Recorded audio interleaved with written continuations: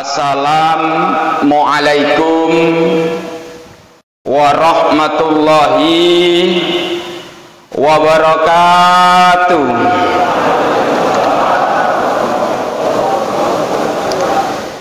Bismillah, alhamdulillah, alhamdulillahilladzi nasta'inu wa nastaghfiruhu wa na'udzu billahi min syururi anfusina wa min sayyiati a'malina may yahdihillahu fala mudhillalah wa may yudlillahu fala hadiyalah. Asyhadu an la ilaha illallah wa asyhadu anna muhammadar rasulullah. Allahumma sholli ala sayyidina Muhammadin khairil anam wa ala alihi wa ashabihil kiram. Wa qala Allah ta'ala fi kitabihil karim, a'udzu billahi minasyaitonir rajim, bismillahirrahmanirrahim. Ya ayyuhalladzina amanu hal adullukum tijaratin tunjikum min adzabin alim. Al-ayah. Wa qalan Nabi sallallahu alaihi wasallam, la yastaqim imanun abdin hatta yastaqim qalbuhu. Al-hadis. Hadratal mukarramin, kepada para sesepuh dan bini sepuh yang hadir di kesempatan malam yang diberkahi oleh Allah Subhanahu wa taala yang saya hormati, kepada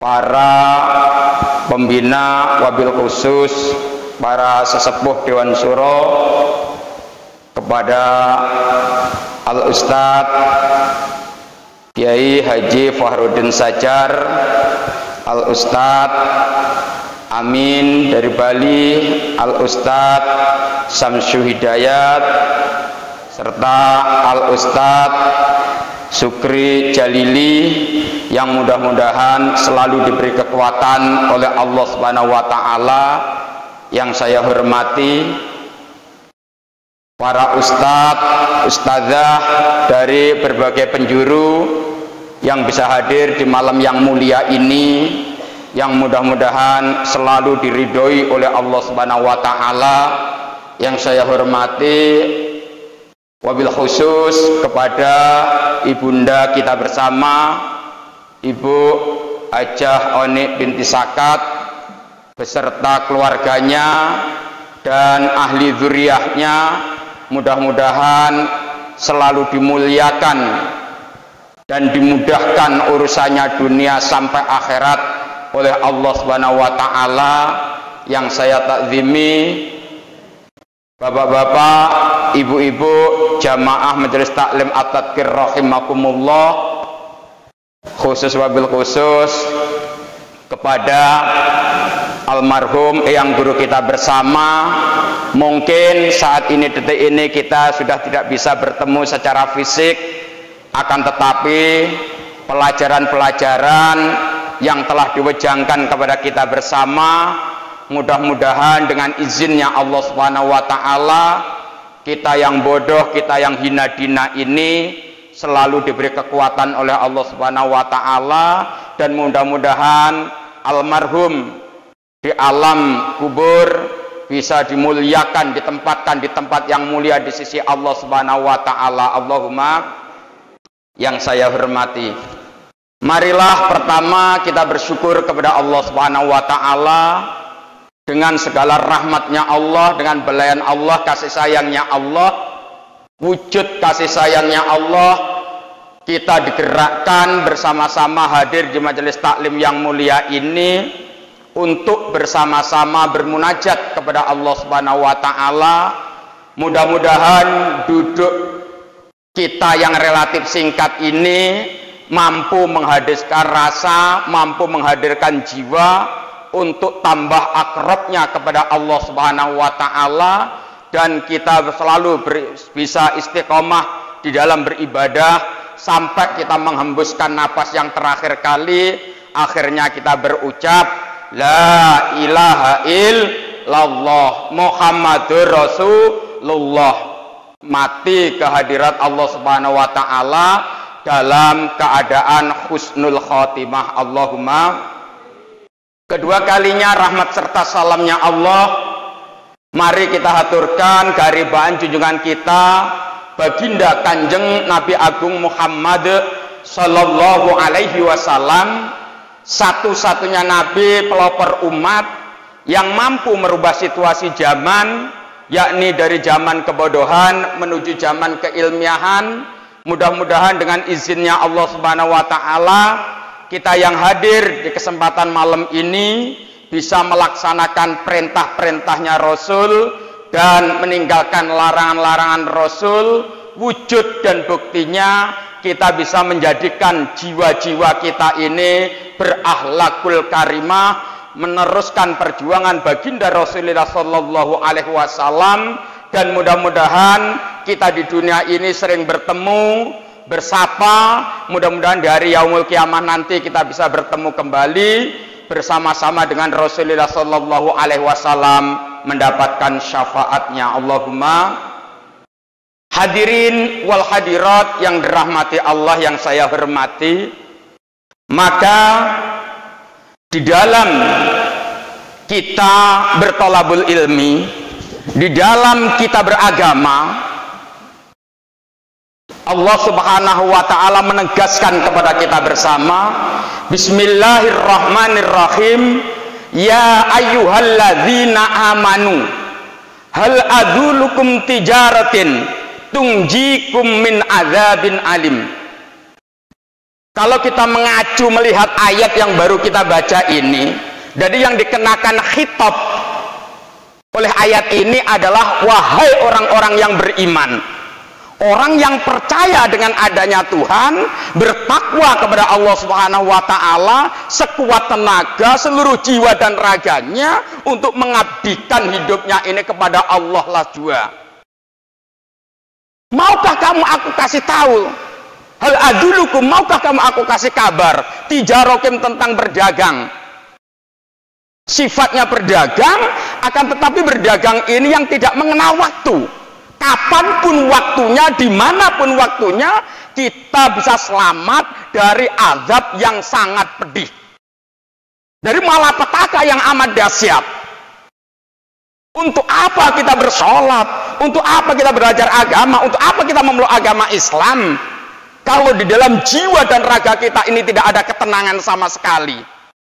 Bahkan kita sering mengeluh seakan-akan kita Allahu Akbar, akan tetapi Allah tidak bergeming di dalam jiwa dan raga kita. Maka kita ditekankan oleh Allah Subhanahu wa taala, yang pertama kita diajarkan suruh berdagang, yang di situ waktunya tidak mengenal waktu, kapanpun waktunya, akan tetapi bisa menyelamatkan kesusahan kita, masalah-masalah yang tidak mampu kita selesaikan dengan akal pikiran kita. Yang pertama, tu'minuna billahi wa rusulihi. Berimanlah kamu kepada Allah Subhanahu wa taala, dan berimanlah kamu kepada utusan Allah Subhanahu wa taala. Mungkin kalau masa lalu utusan Allah baginda Rasulullah Sallallahu Alaihi Wasallam, sekarang turun temurun, hadirlah kepada guru kita. Nah, saat ini, detik ini, kita sudah kehilangan orang tua yang bisa menyelamatkan, membimbing kita dari tidak tahu menjadi tahu. Kita bisa menjadi bagaimana sholat yang mungkin selama ini sholat itu segala hanyalah gerakan fisik saja. Maka sholat itu yang pertama untuk mengatasi problema kita bersama, kita sudah diajari dengan berbagai macam cara. Dalam pengajian setiap bulan, pengajian dimanapun, mungkin pengajian khusus, kita sudah ditekankan oleh almarhum guru kita bersama. Akan tetapi kadangkala memang wadah kita yang sangat kotor, memang jiwa kita yang tidak ada asma Allah, hingga akhirnya apapun yang diturunkan oleh yang guru, apapun yang diturunkan oleh guru besar kita, karena kotornya wadah, karena kotornya jiwa, karena tidak ada asma Allah di dalam hati kita, maka nur ilahi tidak bisa memancar di dalam jiwa dan raga kita. Maka cara kita berilmu, hadirin wal hadirat yang dirahmati Allah, untuk mencapai kita akhirnya akal kita ini menjadi cerdik, akal kita menjadi ilmiah, kita memang harus belajar. Memang ada di dalam pelajaran Alfah ibnu Malik itu wafi laduni kola wafi, yang dinamakan ilmu laduni itu memang ada. Akan tetapi kalau batin kita itu memang betul-betul siap menghadirkan Tuhan di dalam jiwa dan raga kita setiap saat, setiap waktu 24 jam. Mungkin kita tidak belajar, kita bisa dibimbing oleh Allah Subhanahu wa Ta'ala. Contohnya kita banyak di At-Tadkir ini orang yang tidak tahu membaca tulisan Arab sama sekali, akan tetapi ibadahnya bisa menjadi baik. Orang yang tidak pernah belajar di pondok pesantren, tidak pernah belajar qala Muhammadun wa mlatiki ja'a jaitun dan lain sebagainya, akan tetapi amal solehnya bisa menjadi baik. Ini tidak cuma 1 dan 2, banyak di At-Tadkir ini. Maka banyak orang-orang yang syariat, orang-orang yang tahu tentang fikih kagum dengan At-Tadkir ini. Akan tetapi ibadah itu perlu kita lestarikan, perlu kita banggakan di At-Tadkir ini, bahwa kita ini bukan hanya ibadah dohir, akan tetapi program guru kita bersama, ibadah ini sampai batin kita, sampai kolbun kita, sampai alam roh kita bersama. Nah, kita di At-Tadkir ini nggak bangga jadi pembina, karena orang yang akan mendapatkan bagian di At-Tadkir programnya almarhum, orang yang mau berbuat. Nah, orang yang mau berbuat, entah kita ustadz ataupun siapapun orangnya, yang penting kita masuk di At-Tadkir ini berbuat. Bukan kok kita ini mencari kemuliaan di At-Tadkir ini, akan tetapi kita berupaya, berusaha sekuat tenaga kita, semampu kita untuk memuliakan At-Tadkir. Bagaimana pola pikir kita, apapun kita taruhkan, yang penting At-Tadkir ini bisa langgeng dan bisa menggema di bumi persada ini. Allahumma. Mampu? Siap bapak-bapak, ibu-ibu? Kalau kita tidak siap, ya keluar aja. Ngapain kita ngaji di At-Tadkir kalau cuma abal-abal? Karena kita ngaji di At-Tadkir ini, apalagi semasa eyang itu masih ada. Berat ujian kita itu, ada ujian hasanat, ada ujian sayyiat. Nah, ujian hasanat ini ketika kita dekat dengan eyang, ketika kita istilahnya disanjung eyang, ketika kita itu dipeluk eyang, eyang itu orangnya rahmatil alam, lambok bajingan, sama eyang itu tetap dipeluk. Itu loh, guru yang arif bijaksana itu. Mungkin kalau guru yang tidak arif bijaksana, ketika kita memandang orang jelek, ya kita yang kita pandang jelek. Tapi kalau almarhum itu bukan seperti itu.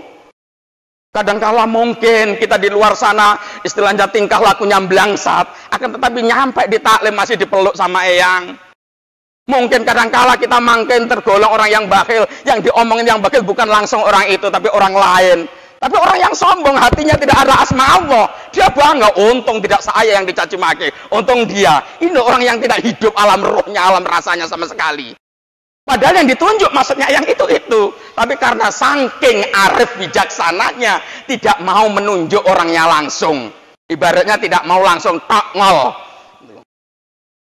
Nah, inilah yang perlu kita renungkan, inilah yang perlu kita rasakan. Maka ujian hasanat ini berat. Rata-rata orang yang diuji hasanat, diuji baik itu rata-rata tidak kuat hidup di alam dunia ini. Akan tetapi kalau ujian sayyiat, ujian yang kurang enak, kurang baik di dunia ini, rata-rata malah kuat. Diuji sakit, mungkin diuji miskin, mungkin diuji menjadi orang yang tidak mempunyai istilahnya popularitas, mungkin itu rata-rata kuat. Berapa banyak orang yang hidup di alam dunia ini ataupun di Indonesia ini, yang tadinya menjadi orang biasa, aman-aman, tenang-tenang, damai, ketika dia diangkat oleh Allah Subhanahu wa Ta'ala, menjadilah congkaknya, sombongnya. Maka jangan kau kira orang yang sudah ibadah, orang yang sudah ahli beribadah itu tidak maksiat. Maka orang yang sudah ahli ibadah itu, ahli sholat, ahli sodaqah, ahli amal-amal lainnya, itu suatu saat masih bisa maksiat. Apa maksiatnya orang yang ahli ibadah? Yang dinamakan riya, yang dinamakan pamer, yang dinamakan takabur, yang dinamakan ujub, membanggakan dirinya sendiri, memamerkan apa yang ia perbuat. Inilah perbuatan orang-orang yang ahli ibadah, akan tetapi dia masih bisa maksiat. Seakan-akan dia maksiat, seakan-akan dia ahli memimpin doa, akan tetapi hakikatnya zong ataupun kosong di hadapan Allah Subhanahu wa Ta'ala.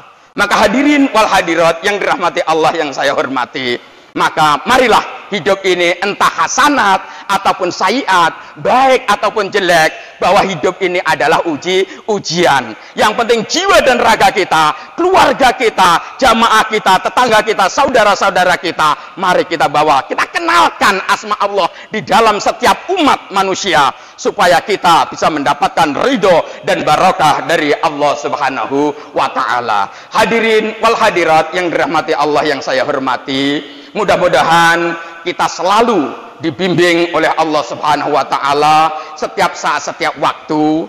Yang pertama, kita iman kepada Allah Subhanahu wa Ta'ala dan Rasulnya. Yang kedua, kita jihad mengalahkan nafsu angkara murka yang ada di dalam jiwa dan raga kita. Nah, jihad ini dengan bi'amwalikum wa anfusikum. Jadi segala yang kita punya, segala yang kita mampu, kita berbuat untuk agama, untuk Allah Subhanahu wa Ta'ala, dan jiwa kita untuk terjun di dalamnya untuk menegakkan kalimah la ilaha illallah. Itulah mudah-mudahan kita selalu diberi kebaikan oleh Allah Subhanahu wa Ta'ala. Dari saya yang fakir ini, yang hina ini, kurang dan lebihnya saya mohon maaf, dohiron wal batinan. Saya mohon maaf kepada bapak-bapak dan ibu-ibu, hadirin wal hadirat yang dirahmati Allah, karena yang saya ucapkan mungkin ada yang kurang benar ataupun kurang cocok di hati hadirin wal hadirat. Saya manusia biasa, mohon maaf yang sebanyak-banyaknya. Akhirul qouli ihdinas siratal mustaqim, wallahul muwaffiq ila aqwamit thoriq. Wassalamualaikum warahmatullahi wabarakatuh.